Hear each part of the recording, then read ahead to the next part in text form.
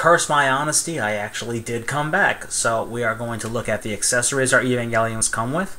In fairness, from what I've seen, and, well, of course, what you see is usually pretty accurate in toy reviews, the TV versions of Unit 1 and Unit 0 come with a lot more stuff than the movie editions, but the movie editions come with bigger stuff, as you can see from this honking shield we'll get to in a second.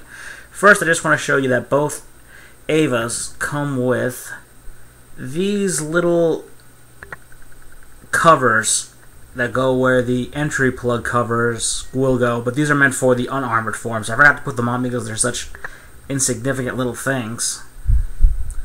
And I don't even think they open. Yeah, they feel pretty painted shut to me. They just kind of cover the hole where the entry plug is. So, let's get to business. We'll start with hands, because they're pretty simple. Eva 0 comes with 2 I must hold the large heavy object hands. And these are meant specifically for the shield it comes with. It comes with 2 classic trigger finger hands, so that it can dual wield pallet rifles. And it comes with 2 kind of clawy, grabby, I will throttle you hands, because what's an Evangelion without hands that can do that? And of course, both of them come with the fists that they're currently sporting in the background as all the attention goes elsewhere. Unit 1 also has dual trigger finger hands. Yay. Unlike the holding heavy things hands, it's got dual prog knife / thumb up hands, which, by the way, these also work really well with the pallet rifle.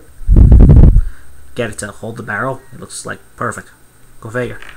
It too has the grabby throttle hands, and it comes with a single cupping hand, and this hand is for use with that giant Gatling gun it comes with, which is sweet.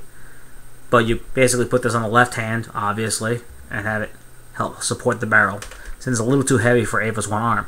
Unit 0 kind of wins the lottery with most accessories, not necessarily the best. You've got little kind of softish handcuffs, plus the entry plug / cross restraint, plus the burned out entry plug area, which this really is awesome. And this is from the scene where, you know, Unit 1 goes berserk and it ejects Rey into the room and it shuts down, and so they restrain it while they try to figure out why it went nuts, which we'll never know because we still don't know who the hell is supposed to be inside the Eva. So you can use these to recreate the scene. Just remember, you got to remove the fists, slip the cuffs on, and put the fists back on. These will not go over the fists. They're nowhere near big enough. Both of them come with the umbilical cable. It's just that, for whatever reason, I only have one cable. I mean, I got both of these. See, here's the other one. But I've only got one cable. I must have thrown it out. I don't display it with them just because it takes unnecessary room. But you've actually got, even the connection is correct. You got 3 prongs there. And it's Unit 0 again because, hey, this is its show. And you can probably see fairly clearly right there the 3 holes.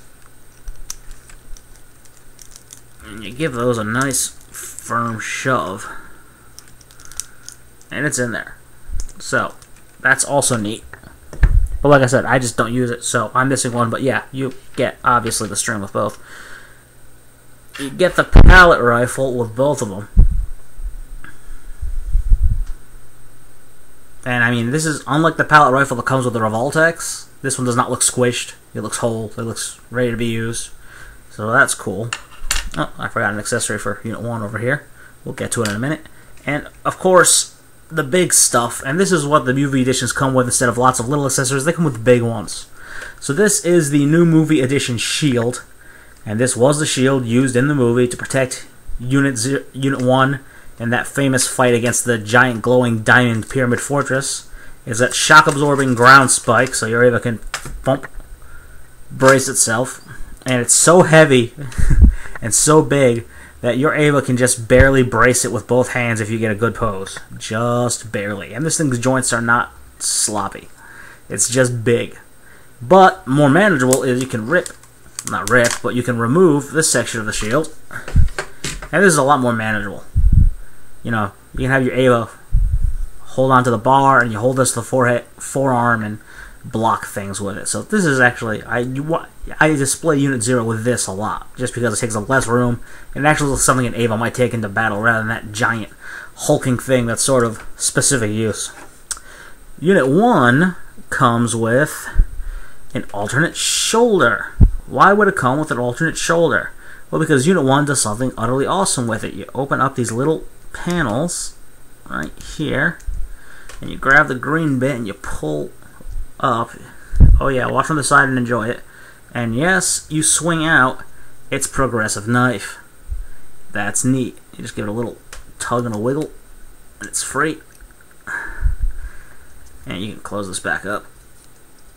And I don't really use it, but the prog knife slips out, and a nicely detailed progressive knife. And if you grab a knife holding hand, flip the grip around, push, and you can get the thumb right against that brace, and it is in there. Alright, he is not... Remember the little tap test I did with the Revoltech? Look, the Evangelion is shaking in the background, and the knife's not coming out. It's just in there. It's not letting go. It's great. Okay, so that's his progressive knife and shield. But of course, the big fella is the Gatling gun. Now, this was just a throwaway weapon. Does everyone remember the second Angel fight in the series with the giant glowing tentacle beast thing? You know, it shoved 2 tentacles through everyone's chest. Well, at the beginning of that fight, he used this, and I guess they just thought it was awesome enough that they would put it in here so that it was different from the TV version, because this weapon showed up only in the movie. And the barrel rotates, and it is detailed, and it looks mean. It is just not a friendly sort of thing. So give me 1 second. I'm going to put a couple of accessories on these big guys, and I'll let you get a look at them. And here we are. And as you can see, you put accessories in there, and they just look badass. And that's pretty much the whole idea. Your Evangelions look awesome. These are some of my favorite action figures, toys, collectibles, whatever you want to call them, period. They look great. They pose well. You get them back to back. You almost feel bad for the Angels, except you remember that they're dicks. You know, they're fantastic. Get Eva 0 straightened up here. Like I said, we'll let it be the star of the review this time for a little bit of size comparison. See, it holds that one smaller shield a hell of a lot better than it holds that big one, I can tell you that. Oh, don't look that confused. So, I mean, you got a bit of a peek at it last time, but this is specifically for it. So, here is our good friend Skywarp, who, if you haven't figured out by now, will always be making an appearance because so many people have classics secret molds. Just for something a little different, we have a SH Figuarts Kamen Rider. Isn't he a handsome devil? And for those of you who collect something with a bit more size to it, a Master Grade Destiny Gundam. Awesome kit, by the way. Little rough to stand because of the absurd weight on his back. There we go.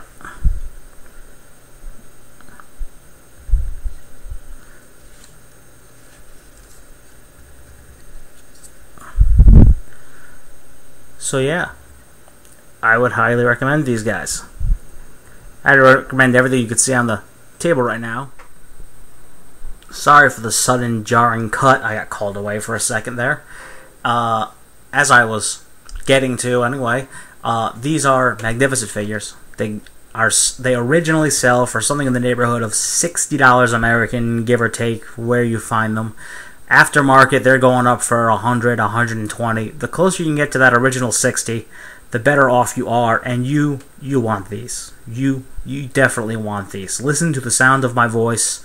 Gaze upon Eva and fall in love. You want these figures. If you collect giant robots, if you like things with a bit of die-cast, especially if you're a big Evangelion fan, these are the quintessential Evangelion figures. They pose, they're accessories look fantastic. Their detail is top notch.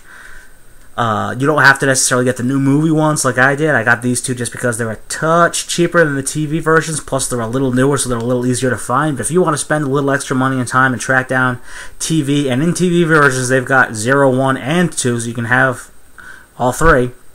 The TV ones come with a lot more accessories that just don't have to be quite as big. But I know that Unit 0 comes with like the Lance of Longinus, and he comes with those 2 awesome swords that the Revoltech had. It's the only accessories I really wish he had. But just find a version of them and get them. You won't regret it for a single second. They're just great. So this is Felixman. These are my Evangelions. I will see you guys at the next review. And I'm going to let these guys beat up their cheap Revoltech cousins. See you later.